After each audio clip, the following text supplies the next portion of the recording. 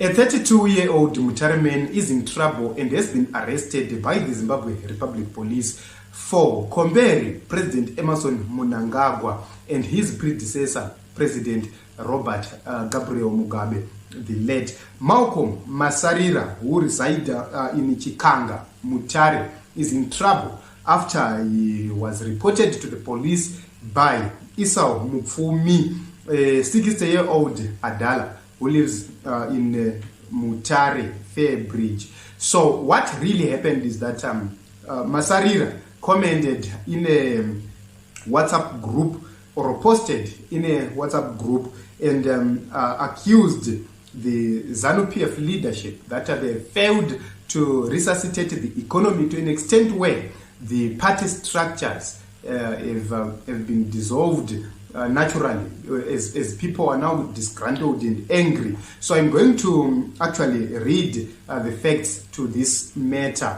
So the accused person is a male adult aged 32 years who resides in Chikanga. And the informant in the matter is Esau Mupfumi, who resides in Fairbridge, Mutare. And the accused person and the complainant are both from ZANU PF. They are all ZANU PF members. And on the 5th of August, the accused posted a so-called defamatory message on a ZANU PF WhatsApp group called ZANU PF Election Indaba.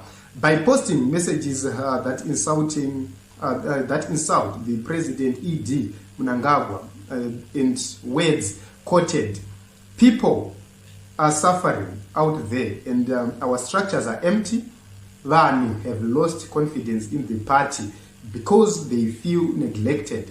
If that can be fixed, zoreruka."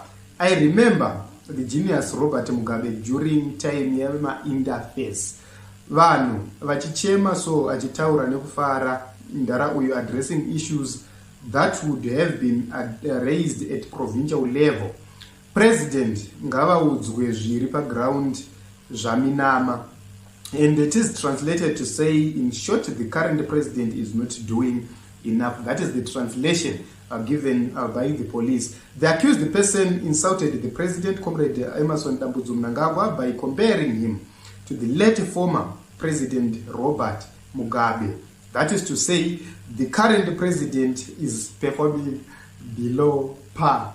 And the cell phone number which was used to post, it is registered in the name of Malcolm Masarira. I want to laugh after reading this message because honestly speaking, how can you be insulting the president by actually telling the truth? Because vanhu vari kutorara nenzara zvechokwadi, vanhu vari kutofa nekenza isiri kurapwa. There is no radiotherapy machine at Parirenyatwa hospital, and we are told that is an insult. How is it an insult? How is telling the truth an insult? So you can actually see that this ZANU PF is now becoming more controversial, and it's likely that vanhu Zimbabwe are going to suffer more in the upcoming elections. So, and this was guys, Team Zimbabwe, please tell me. I have read this charge sheet from the CID Law and Order Mutare Syndrome,